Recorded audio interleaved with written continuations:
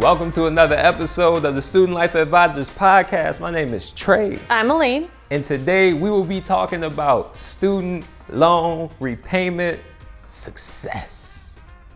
What a topic. I'm excited to get this one going. We're going to be talking about how to succeed while we're paying off these student loans, because success is the goal. We're going to talk about tips on how do you save, how do you prioritize making these payments, doing it in a responsible manner, and then also maybe some personal experience and some things that we've done to make this work for us, and where we are in that process, who knows? We'll go from there. So let's just jump straight into it. So success is always going to be one of those top things you want to look for, because if you don't succeed at repaying student loans, a lot of bad things happen. Yes. If you are delinquent, you're going to have people calling you, sending you emails, asking you to make payments. Your credit is going to take a hit. This is all reported to the credit bureaus.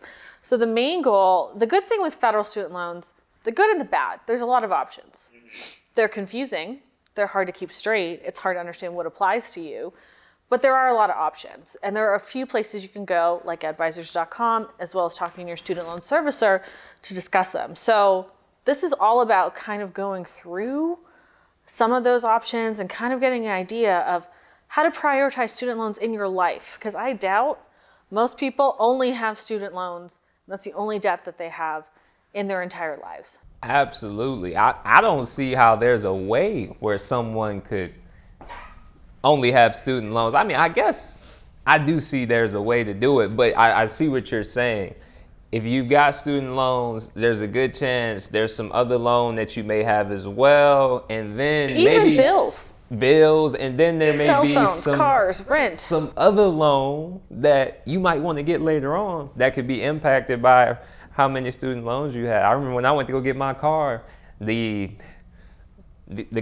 salesman asked me, like, you know, you got any student loans? I was like, nah, I'm good. He was like, oh, well, that's gonna make this process a lot easier. It's like, oh, okay, well, good to know. You have to keep in mind, debt to income ratio is something that's reviewed when you're looking to get any other types of debt. Right. So honestly, the first step, it can be scary. I know I was scared to look. I have friends that are terrified to look, even though you should have been keeping track the whole time. And here's the thing, you could have been keeping track the whole time, but interest has been accruing on some of your student loans while you were in school. So some of them could have had interest accruing for 4.5+ years.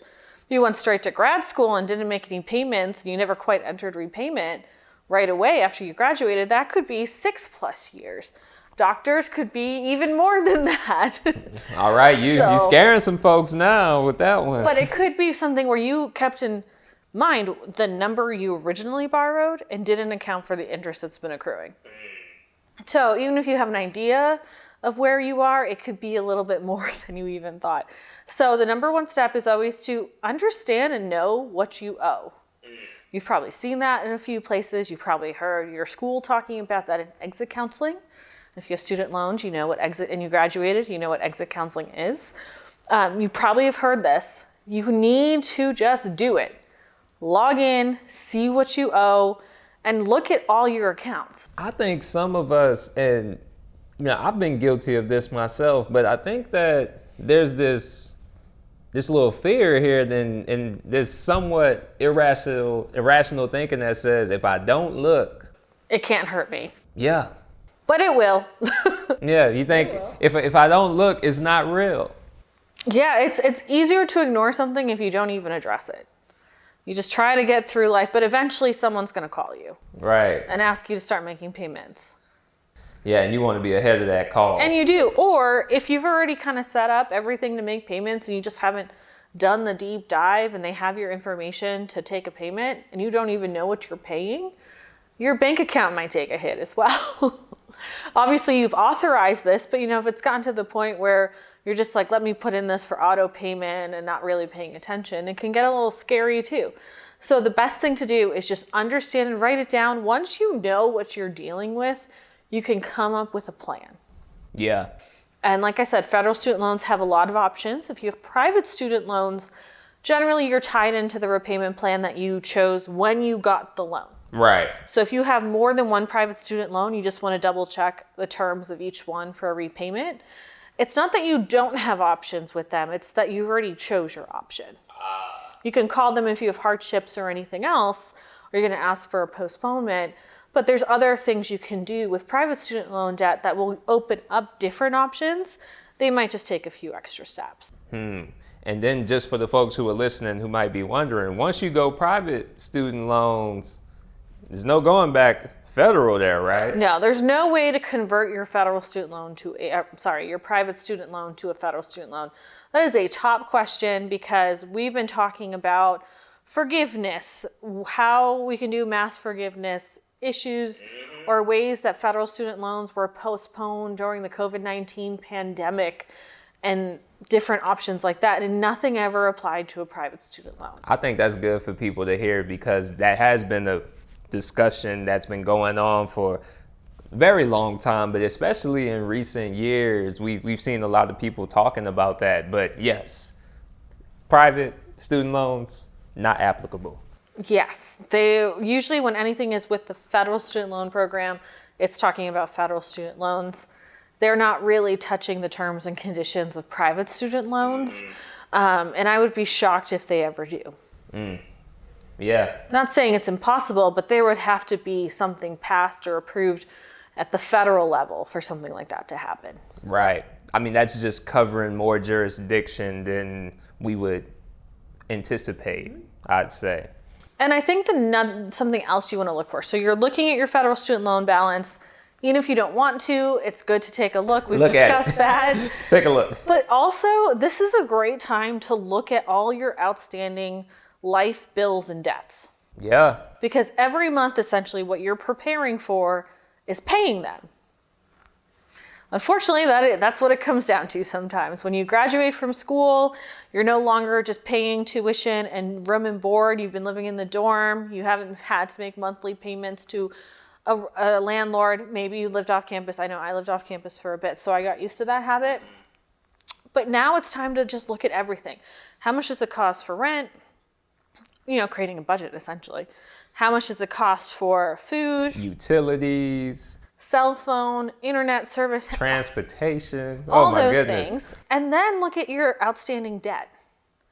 So if you've been known to use a credit card here and there, now these like buy now, pay later type of formats where you can pay for things over time. A lot of those companies. There are so many different ways and easy ways you can do that. Before it used to be like big purchases. Yes, you can get a credit card, pay over time. You can take out a line of credit over time. Now it's just like I went to clothes shopping the other day online.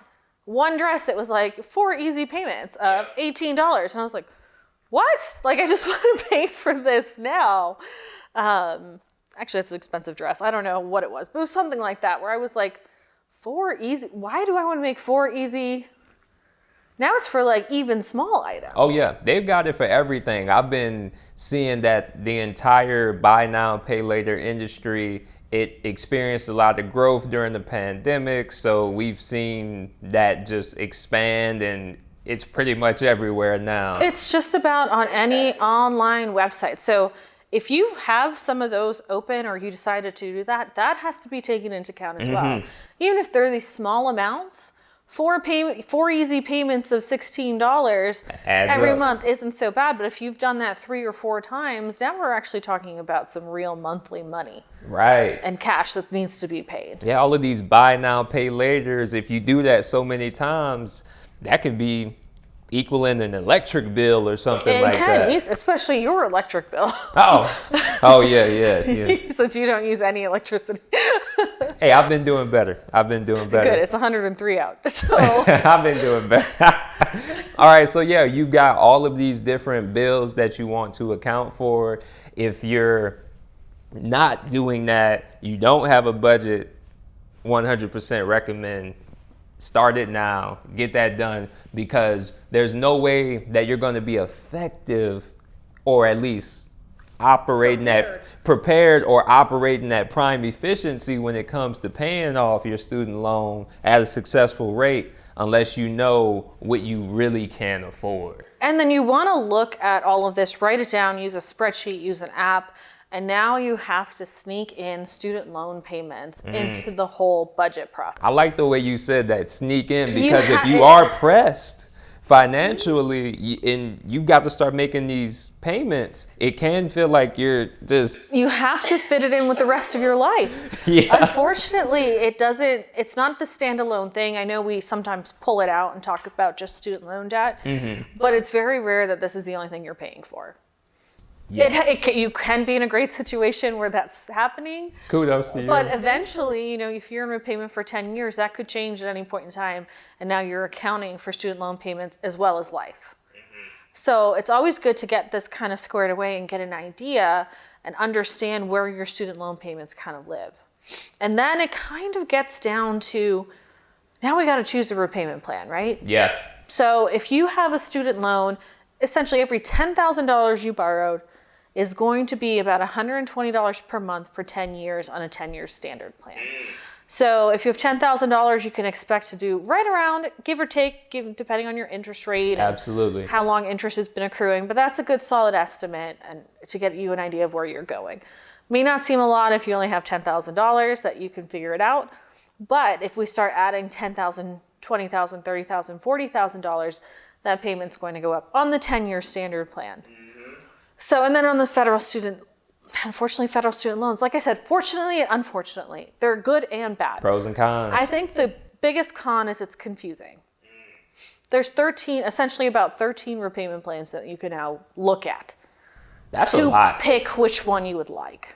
13 options, that sounds like a fast food menu. And that can be confusing for folks. And you don't always qualify for all of them, and all of them may not be the best plan for you. So now it's time to go through and pick your repayment plan. Right. Thank you for making it to this point in the podcast. As you know, we give you a bonus code with every episode. Use the code REPAYMENT for 100 points available exclusively on scholarshippoints.com. Remember that you can use those points to enter into our one-of-a-kind scholarships that you can't get anywhere else. Once again, the code is REPAYMENT. That's REPAYMENT. Now let's get back to the episode. So I always try to tell people, and I wish I had done this from the start, a personal tip, because when you feel like money's tight and you feel like you also want to have a life. Oh yeah, that phrase, have a life. And you're just trying to make it all work. Sometimes you choose the repayment plan that's the easiest to afford, the lowest payment. Sometimes you do that out of necessity, sometimes you do that out of convenience, and sometimes you do that because it just hurts your heart to be dumping a lot of money into your student loan repayment. Now, I feel like the mentality has changed now. People try to get rid of debt a lot faster. I feel like my generation really kind of got hit with high college cost, high borrowing, and then figuring it out, and then trying to live like everyone else lived. Right. Of like how we witnessed people live at a certain period of time when they graduated, but we were in a different situation than they were.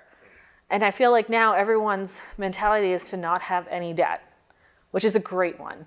It's a great mentality. So I always tell people, try to pick a repayment plan based on the most that you can afford. So that's just switching up your thinking. Not like, what is the least I can pay every month and get by? It's the most you can afford, because federal student loans do offer income-driven repayment plans. Super unique. Right. You've heard about these, right? I have. So your payment's based on your income, not on how much you owe. And that's kind of like a weird way to do it. It is. And your interest rate doesn't change.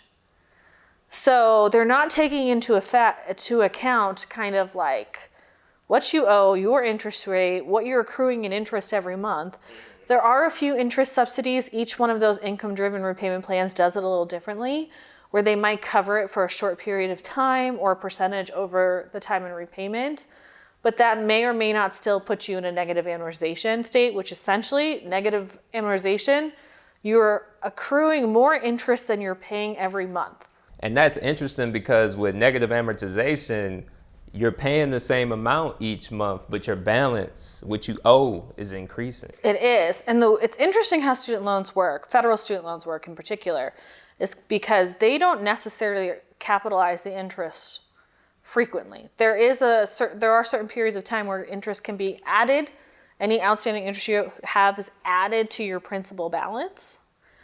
But that doesn't mean that's happening all the time here. So you just might honestly have outstanding interest showing on your statements, and that number's going up, but your principal balance isn't necessarily going up unless they had what they call a capitalizing event, Right. or an opportunity to add them together and make your outstanding principal balance more. So there's a few times where that happens, but that's not like happening every month necessarily. So you'll see what you owe increase, and then you hear it in the media. I've been making 7 years of payments and I owe more money. Yep. What do I do? It's like, well, you might have been on one of these plans that wasn't taking into account how expensive your loan is. Wow. So you're saying that when we're trying to pay back our student loans, it's important for us to really look at the time frame in which this is going to take, because we want to ensure that we're making, if we're going to do the minimum payment, that's really the minimum payment that needs to be made in order for us to stay on track. Because sometimes what's being taken out isn't really where we need to be. It's just not going to get you anywhere fast. Okay. Income-driven repayment plans do have forgiveness tied to them, but it takes 20 to 25 years. That's a long time. It's a very long time. And kind of the thought process, if you think about it, if you choose that when you're out of school and you're still trying to get a job, you're doing more entry-level work, your income isn't that high.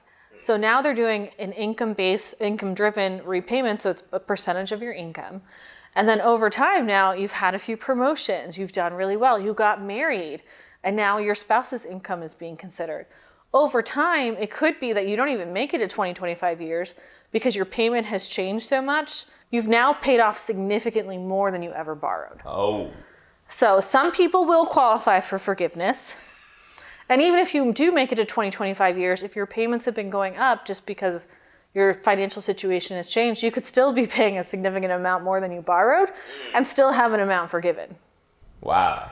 So it's Complex. kind of tricky. It's tricky in there. So I never tell people, like, sometimes you need the least amount. Sometimes you do. Because you don't want to go delinquent. You don't want to go into default. You don't want to ruin your credit. So sometimes you have to pick the lower amount. But just because you're making lower payments at this point, there are no prepayment penalties. I love that. At all. Yeah. So you can find ways to, once you start getting on your feet, doing a little bit better, you can find a way to make more than your minimum payment to get yourself to repay faster. Yeah, I love that idea. And you mentioned how maybe you're in a different season in life, so your income's possibly going up. Maybe you get married, so there's that other income that you maybe weren't accounting for or whatnot. And I do think that that's a great idea, because I've heard the tips on several occasions where they say, hey, if you end up getting a raise, you've gotten accustomed to this lifestyle that has been sustainable and comfortable when you were making this amount of money. You can use what you're getting in that raise, and that can be the money that you use to put towards your debts, so that you can knock that out. Now, is that what you may want to do in the moment? Probably not. Maybe you want to take that and say, like, okay, now I can do this and I can do that. But that may give you the opportunity to tackle your debt, knock that out at a quicker rate, because you're knocking down the interest, which makes the life of your loan longer. But hey, you do that, and maybe you take a year off or 2 years off, depending on what that amount is from the total time that you'll be spending making payments. And that we're talking about situations where maybe it's hard to make payments. But now, if we go to the other end, and you're financially stable, you have a great income, or you have money kind of like that you've had, now it's also time to look at strategies to efficiently pay off as quick as possible. Oh, yeah. So I've heard a few. There's two main ones, snowball and avalanche, which essentially, it's two different methods. So one, you're looking at the loan with the highest interest rate, and you kind of attack that one first. And then once you pay that off, you kind of keep taking what you were paying there and start applying it to the loan with the next highest interest rate and going all the way down till you have nothing. Right. That's technically the cheapest way.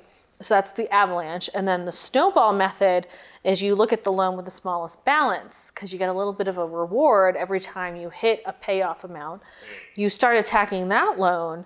And then once you pay that off, you kind of take what you were paying there plus the next loan, and you kind of keep going off until you pay that off and you snowball. Right. And eventually it's kind of an efficient way to do it. Because there's no prepayment penalty, there's no reason why you can't attack these loans and pay more than your minimum. Absolutely. And get it through faster and just be done with it. Yeah. Yeah, I'm completely with you on that. I know for me, I've used the strategy of being very aggressive with some particular loans that I've had. For example, went to get some furniture for the house that had 0% interest. So I didn't rush to pay off that furniture because there was no financial penalty. Buy now, pay later. Yeah, there was no financial penalty for me doing that. Maybe it was priced into the furniture, I don't know. But I had another loan, a car loan, for instance, which you have that loan term. It says 5 years, it's 6 years, and then I just got very aggressive with that and said, I'm going to pay it off and knock it out. And I remember I was looking at my computer. I ended up saving myself a couple $1,000s in interest just from doing that. So that same concept is very applicable to the student loan space or any kind of loan, because the loan is a loan. It's money that's got to get paid back. And if you do have private student loans, I'll just quickly kind of throw in, if you're trying to find a way to kind of change your debt or your repayment terms, you can always look to student loan refinance options. Yeah. And if you refinance with a private student loan refinance lender, it's still kind of a student geared type of loan, but it'll allow you to change your terms. So that's another way you can do that. And double check always with private student loans if there are prepayment penalties. Chances are there aren't, but just double check before you do it, because you don't want to be penalized for trying to be aggressive without understanding or knowing that's going to happen. Right, and then later on, who knows, maybe you qualify for a better rate because you were able to improve your credit score, maybe obtain a job that you didn't have before. There's lots of possibilities on that side.